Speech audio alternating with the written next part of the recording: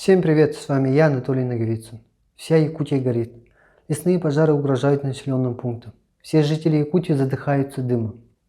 Что сделали бы в любой нормальной стране? Бросили бы все силы на борьбу с пожарами внутри страны. Но вместо этого Путин отправил в Турцию дополнительно 5 пожарных самолетов Ил-76 и 3 пожарных вертолета Ми-8. До этой отправки в Турцию уже работали и работают 3 пожарных самолета БЕ-200. Мы все знаем, что Путину плевать на народ. Он относится к нам как к расходному материалу.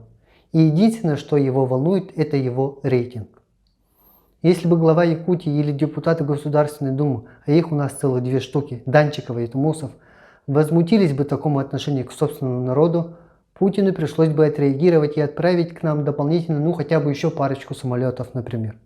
Потому что когда президенты критикуют люди, облаченные властью, это чревато серьезными ударами по рейтингу президента. Скоро у нас состоятся выборы. Тумусов, Данчикова и другие кандидаты хотят получить мандат депутата Государственной Думы. И вот, казалось бы, отличная возможность показать себя и повысить свой рейтинг.